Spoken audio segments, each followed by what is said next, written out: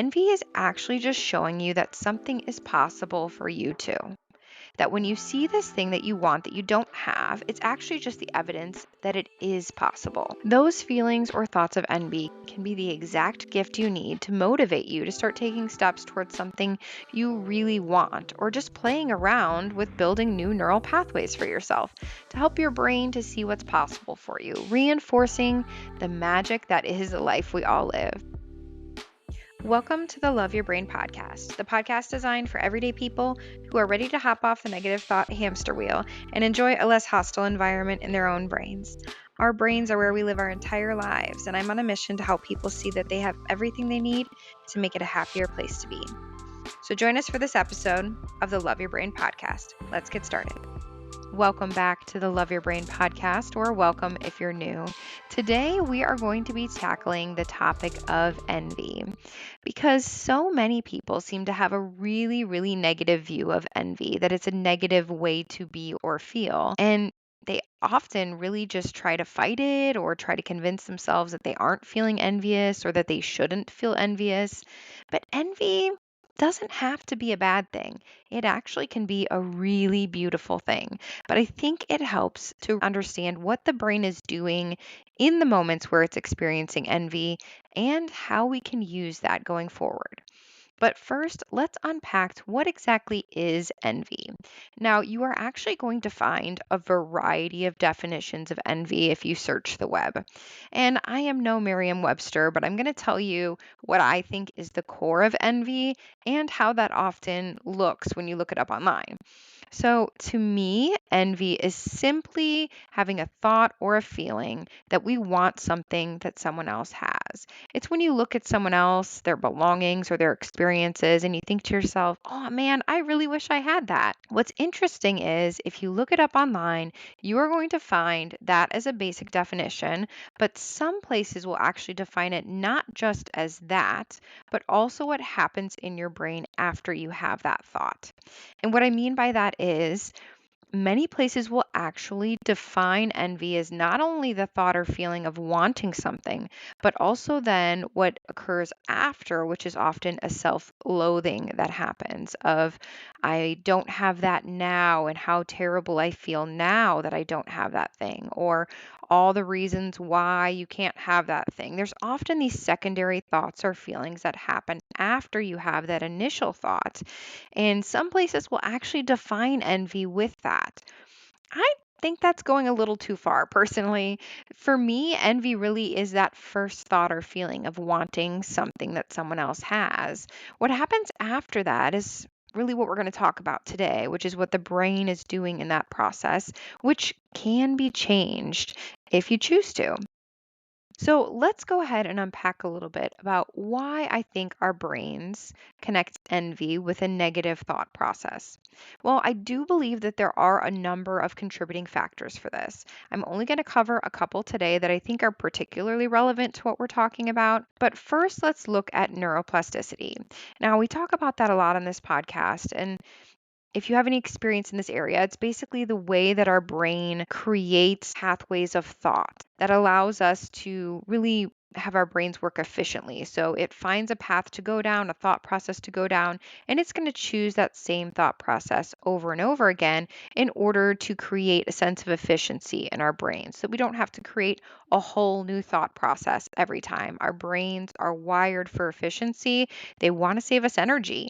So they're just going to try and pick the path of least resistance. And that is going to be a well-worn path where there's thoughts that you have thought many times before. So what that tells me about envy is that many of us have had a negative thought process happen enough times in the past that it's now become automatic. Why is this such a well-worn thought pattern for most people? Well, a lot of it does come back to how we are brought up, how we are raised. Now, for the average person, when they're a little person growing up and they see something that they want, they'll say to their parents, oh, I want that, or I want what she has.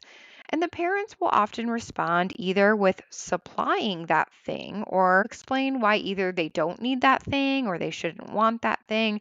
Those are usually the two responses you see in parenting. So when a child expresses a want, the parent says either, okay, let me provide it, or here's why you don't need it or you shouldn't want it. It seems to be pretty black and white. Most parents don't really want their children to feel the discomfort of wanting, so their solution seems to be either to give them what they want or to convince them that that's not something they should want, because want generally is perceived as a negative thing. Now, there are exceptions to this method. Many parents out there are doing different methods these days, but I think for the average person, that's typically what their childhood looked like, unless you're in a rare, unconventional situation where maybe your parents were, you know, extremely wealthy. And so most wants were almost always met with just providing what was needed. And obviously, most parents want to provide everything their child wants growing up. They want to feel capable of providing everything their child could desire. I think that's a very normal feeling. But unfortunately, the solution seems to be then if you can't provide it, then just convince the child that they shouldn't want that thing for whatever reason, because maybe it's outside of their means for the family to provide, or they'll say the child isn't old enough, or they don't deserve it, or whatever the case is. The parents try to convince them that, thinking that it will take away the pain of the wanting. And now I'm not trying to make this a rant about bad parenting or anything like that. Frankly, I'm not even suggesting that there is like a perfect formula for a better response that logistically makes sense sometimes in the chaos of parenting. All I'm trying to illustrate here is how the basic neural pathway in our brains has programmed the desires for things, for wants, to generally have a negative connotation when we can't immediately receive it, which may have some relation to how we also see that thought or feeling associated with envy. And later on, I will go into a bit more detail about some of the positive spins on this I've observed. But I also just want to put out there, and I won't go too far into this topic, but there are also some very common spiritual teachings that state that envy and even want are actually the opposite of a virtuous thought or feeling. And so, for many kids growing up, if they're brought up in a home where that's instilled, these spiritual teachings, that can also contribute to this having a negative connotation. But again, we're not going to go too far into the weeds with that today. But another reason why I think envy in particular is tricky for our brains is because when we see something outside of us that we want, something that someone else has or is experiencing, that means that in our own current reality, we're not experiencing it. And the reason why our brains have a hard time connecting those two, with connecting with something outside of our own reality, is that our brain's job is to keep us safe and to keep it working efficiently.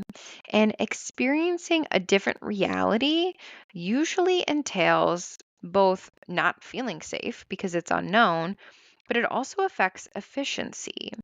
Anytime you create a new thought or a new thought process, that is less efficient at first. So, immediately our brain's reaction when we see something very far outside of ourselves that we think that we want is to try and do the things that it needs to do to stay safe and to continue with its efficient patterns. So, let's go ahead and play out an example here.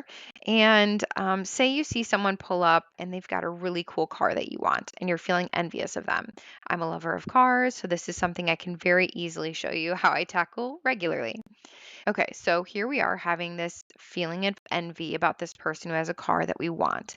And usually the first thought for most people is, I'm feeling envious of their experience because they have this car that I want. That's not my current reality. And usually the first thought is something related to income, right? Most people immediately think that person's just making more money than me. So your brain is going to look at that scenario and it's going to try to build a story to keep itself working efficiently and to keep you safe. So that story might be something to show you that there's something scary about trying to make more money or to change your priorities with money, whatever the case is. And it will immediately shut it down. Because when it comes to doing anything outside of what is normal for you, it will pose a potential danger in your brain. And again, your brain is built for safety. It wants to avoid that at all costs, which, thank you, brain. I'm glad you're keeping me safe. And any new thought in this situation is not going to be something our brain's going to work towards, because that creates a lot of work for the brain. It's not very efficient. And again, our brains are built for efficiency. And to make matters worse, sometimes our brain's desire for that efficiency equates to familiarity, and same with safety, right? Those are both associated with what is familiar. And so it can almost distort the space between where you are and that thing that you want because there's so much unknown there, so much that could create danger, so much that might require a lot of effort. So the brain is seeing all these tiny things that will impact its functioning and really distort the whole picture for us. But what's funny is there's so much else that could be happening here. And this is where it gets good. Now, we can create neural pathways for ourselves. It's not just something that happens automatically. We can actually intentionally create these as well. It's just like any other thought process. We can condition our brains to operate differently. So, today I'm going to share with you some of the most transformational thoughts I found to associate with the feeling of envy. Now, the first one is simply playing around with the thought that envy is actually just showing you that something is possible for you too. That when you see this thing that you want that you don't have, it's actually just the evidence that it is possible. So, for example, if you saw that fancy car today that someone else was driving, instead of looking at all the evidence as to why it's not possible for you, maybe play around with finding evidence that it is possible. And I'm not just saying this as like a motivator for you to go get a better paying job, although if that's a part of this equation for you, then great. But there are so many different scenarios that could play out here. So think through all of the evidence that you could find to make it possible for you. Well, maybe they won the lottery. Can you win the lottery just as easy as anyone else? Sure. Most people can afford to buy a lottery ticket if that's something you're into. Maybe this person got money from someone. It could be anyone. Could be a family member, could be a friend, could be, I've heard so many crazy stories. It could be a barista that ended up with a bunch of money because their elderly customer passed away. Are any of those things possible for you? Of course. You could at any point in time stumble on money just like that, just like anybody else. Maybe that person works at a dealership. They've decided, they're really passionate about cars and they just found a dealership where they could drive around in cars that were on the lot. And that's a job they chose. Could you also choose a job like that if you wanted? Sure. Or maybe this person knew someone who wanted to get rid of this fancy car for some reason. They just wanted to offload it. They no longer had a need for a car. Who knows? And they sold it to them for a super low price. Could that be a situation you encounter? Heck yeah. Or maybe this person has just decided they want to keep their basic living costs at a minimum so they can just spend all their money on their car. There are so many different scenarios here. And they might sound kind of weird to you, but here's what's happening when you do this exercise is you're actually showing your brain how many different paths where this could be a possibility for you too. Think of the wonky ways. Think of the crazy ways. Those are helping you to build these new neural pathways for your brain that these are all accessible to you too. The idea here is you're showing your brain how much possibility lies in that place of desiring something in front of you, something that someone else has or someone else is experiencing. Helping your brain to see the paths where that could become a reality can help it to start to build those neural pathways that feeling or thought of being envious doesn't always have to go down that familiar negative path because now you're making new thoughts. You're making a new thought process when that initial feeling of envy comes through instead of a self loathing. You can actually embrace a more empowered and exciting path. The problem with it allowing our brains to continue just to stick with the familiar and the safe is that it's creating a scenario where when we see something we want, our brains almost immediately shut it down as an option. So the more exposure you can give your brain to experiencing that thing, the easier it becomes to start taking steps to allow your brain to believe it's achievable for you as well. And to circle back on the parenting topic, I will say once in a great while, I'll see parents actually implement some forms of this as well.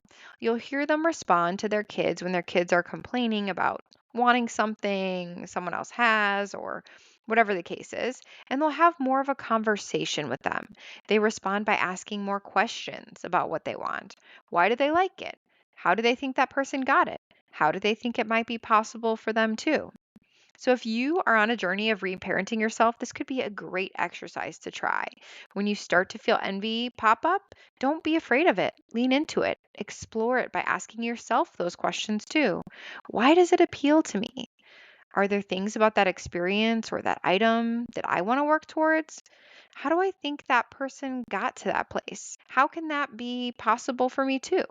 What are all the wild and wonderful surprises that could happen to allow that to be my reality too? Make it a fun experiment with your own brain. Those feelings or thoughts of envy can be the exact gift you need to motivate you to start taking steps towards something you really want, or just playing around with building new neural pathways for yourself to help your brain to see what's possible for you, reinforcing the magic that is the life we all live. I want to close out this episode by sharing something a little unconventionally inspiring. And I say that because it's probably going to surprise you a little bit because of the way I came on this information.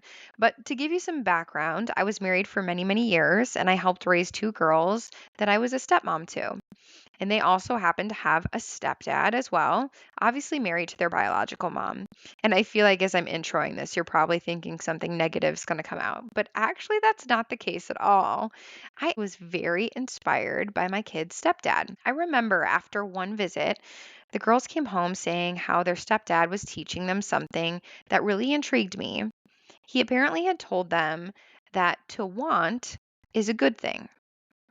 To have the desire for something is actually a good thing. And to not always be upset when you feel the want, but don't immediately get the thing that you want. That the desire to want is good for us all to have. Now, I never got the complete context of this or any of like the background, but I was so inspired by what they shared with me. And it's really stuck with me all these years later. To want is good. That is a belief I can get on board with. Wanting for me has always felt like it arises when our inner spirit is speaking up. And it's always been something I thought was helpful to listen to explore more of. I think wanting itself and even being envious of another can really have the ability to draw us back to our authentic selves in a really interesting way. Those strong feelings of desiring anything, but particularly something we see playing out for someone else, might just be the future our hearts are longing for, that we may be ignoring. So, seeing those annoying and painful feelings of envy and meeting them and allowing them to be present, exploring with them, seeing what they're trying to show you about your authentic self, what you truly want, it can be liberating. If you can teach your brain that anything and everything you want is possible, that all of it's on the table for you. You don't have to have it right now, but you can explore it, maybe in ways you haven't considered. That is truly the magic of life. Don't discount the unexpected. Teach your brain to expect the unexpected magic in life and bring that creativity to your own thought life. It might just make your brain a happier place to be. Have a great week, guys. I hope you found something helpful here today on the Love Your Brain podcast.